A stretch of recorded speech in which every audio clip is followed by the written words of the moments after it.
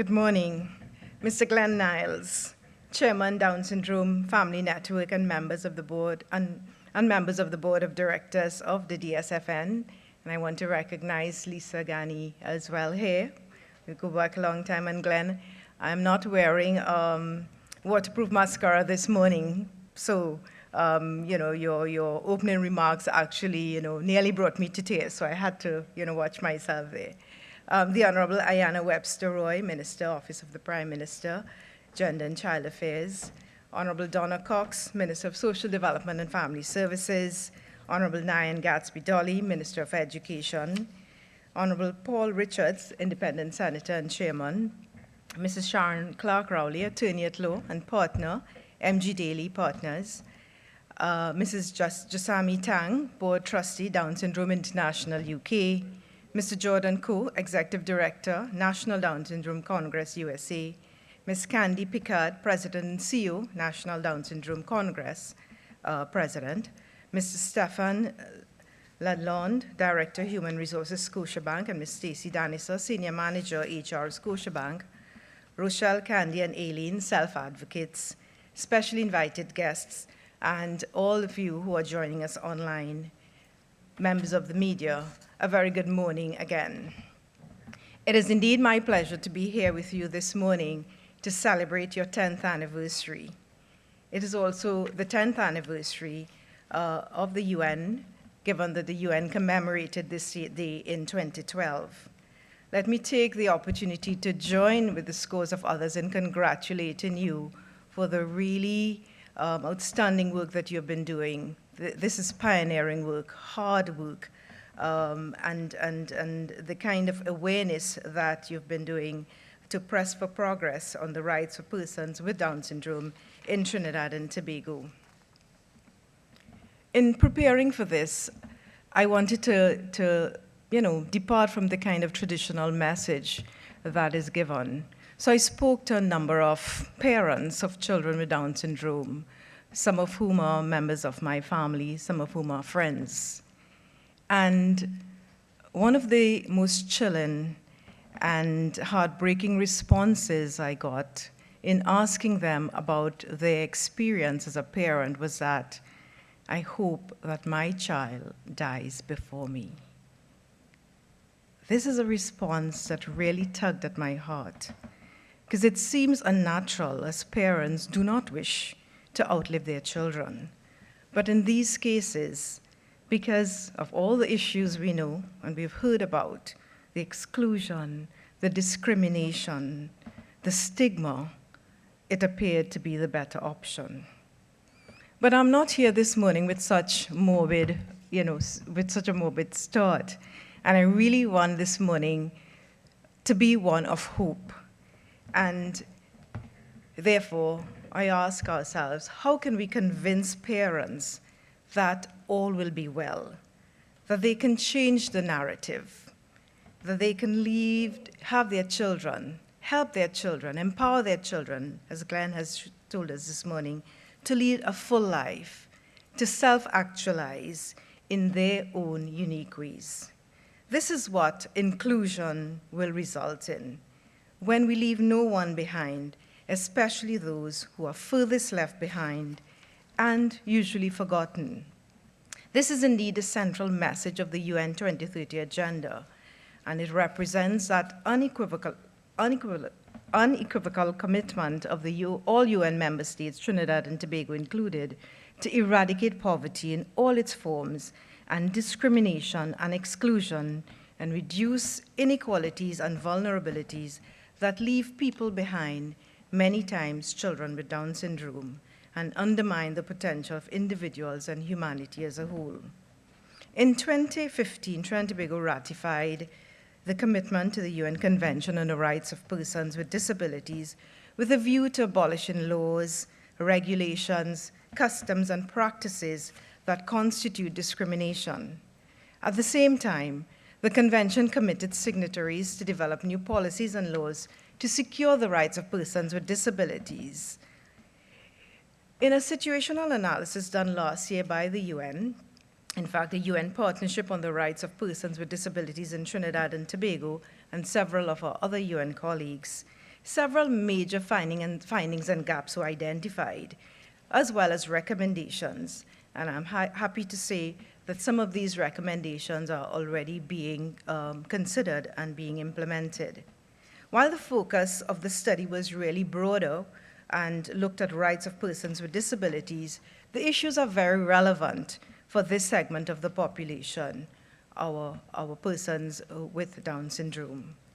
There are several critical gaps that have been identified, which really are preconditions for inclusion, and really asking the question, what is it that prevents inclusion? Inclusion is a theme, #inclusion. And it really looks at some of the issues that deal with perhaps public awareness. Glenn started by talking about, the lack of support and really how difficult it was to start doing this. But it really started with public awareness, and it was agreed that public awareness could have numerous, benefits and advantages. In fact, the lack of awareness of positive and realistic images affects us all. The lack of targeted long-term systemic awareness, raising inclusion campaigns and strategies, especially for children, is an issue. Failure, and this is a big one, to make use of innovative technologies and approaches to support persons, and a really inefficient use of first responders to communicate. Another big issue was fragmentation. And again, there was some reference made to that in terms of how do we, or how do you as a group, how do various groups really come together so that you can have a stronger voice, and therefore the leadership of these organizations would be critical, and that was another area that was identified. The efforts. One of the big issues as well has been the lack of up-to-date and accurate data.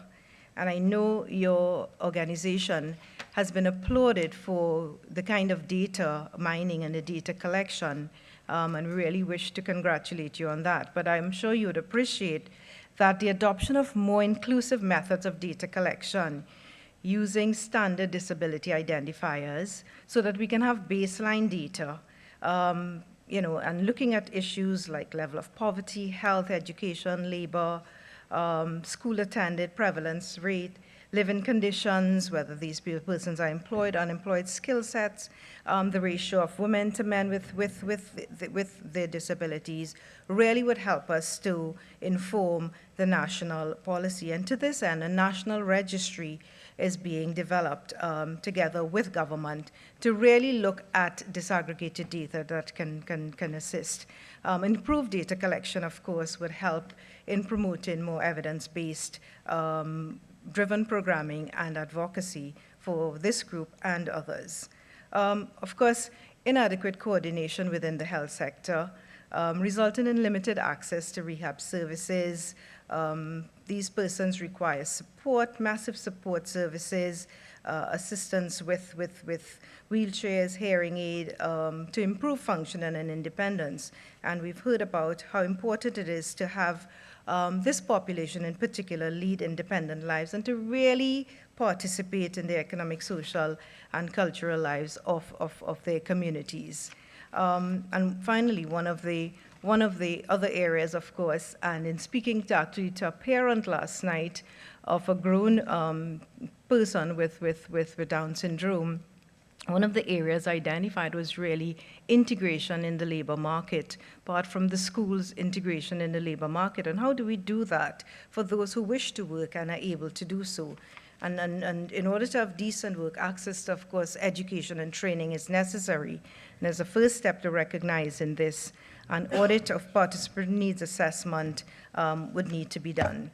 So in order to address these gaps, there are a couple of things that have been proposed, and I'll just probably identify, one or two of them. Our UN colleagues are in the process of working with key stakeholders in government, private sector, and other non-state actors to collect reliable data. this is very important, and it's probably occupational hazard, my background being in economics, but it's so very important for us to have information to make those decisions. And therefore, that disability register that has been on the cards for years, and we know sometimes, these ideas are there, but it's important that we are able to really rule out and implement that to be able to have access to that information. Another critical area is a scoping review of the existing laws and policies. And the UN will support government in establishing a policy review panel within the National Interagency Committee to review all policies and their implementation which directly or indirectly affect this population.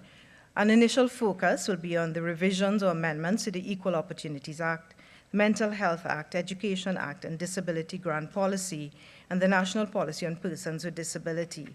There would be widespread consultation, rather, in coming up with the recommendations here. Increased public awareness and understanding, and I'm really happy to see the private sector, corporate sector here well represented this morning. And we know of the great work that has been going on with the corporate sector to really promote. We saw Hyatt, for instance, Scotiabank is here, the Digicel Foundation, amongst others, the Chambers of Commerce, who have been really supporting that public awareness and sensitization. And of course, this has to be sustainable, and it has to really reach all those who are furthest left behind and others who can advocate for them. And finally, I spoke about economic empowerment. And the UN, again, will be partnering with government to really look at a strategic plan for entrepreneurship, skill development, and improved participation in the productive sector and access to services for employment. And without going into a lot of details, this is very critical, I think, for really providing the skills and providing that level of independence that we heard about at the start. Before I end, I want to share one real-life story of what UNDP is doing across the world. In Uzbekistan, in 2017, UNDP conducted the first annual Technovation Challenge in Tashkent for young women to create a socially conscious applications. In the 2019 edition of this challenge, 2 sisters participated in the worldwide contest for girls in IT. And with no prior experience, but with really a very deep desire to effect change, because their little brother had Down syndrome, they created the Sunchild app, which is designed to train children with special needs. The application displays various objects in the world, displayed as 3D images and broken down into different categories. The app teaches children to turn objects left, right, up, down, and also the children have the opportunity to see words and relevant concepts of objects and action verbs. This is really accelerating children's knowledge and skills and can help families to support their development. And I challenge us, starting with UNDP first and our partners, to really help us to get with the technology so that we can really make those kinds of strides to be able to support our Down syndrome friends. In closing, I want to share a personal story. So I have 2 daughters. The younger one, I don't know what's it with the second child or the younger children. A little more, challenging. I didn't know when my first daughter went through the teenage years. The second one, from the very start. So she said, "Mom, one day, in talking to them, their friends were, going through a bit of a tough time." So I'm asking, well, what's the story? Well, we're going through an existentialist crisis. And I'm like, I've given the joke, so don't you all have boyfriend crisis or hair crisis, existentialist crisis? But really, our young people are dealing with a lot. And the pandemic has also provided fodder for that kind of, cynicism, the kind of lack of hope, really looking, when we look at climate change, when we look at all the wars around the world, they're angry with us. They're looking at us for hope as well. And I turned to her and said, okay, well, what is the problem with the world? What can we do? What can you do? I'm challenging, what is the real issue? What is one thing that the world needs? And her answer shocked me, but also surprised me, and I smiled. And she said, Mommy, compassion. And that word compassion is really at the heart of what we need. When we look at the saying, be our brothers, our sisters' keeper, when we look at what is going on, and in all areas, we look at compassion, and it's really about how do we make that, go that extra mile. And indeed, I'm reminded of the saying of both Mandela and Gandhi. A society is really judged by the manner in which it treats its most vulnerable. Let us ensure that we embrace our Down syndrome family so that the parents that I spoke to earlier in my presentation can change their narrative and live with the hope of having their children outlive them and lead their best lives. I thank you.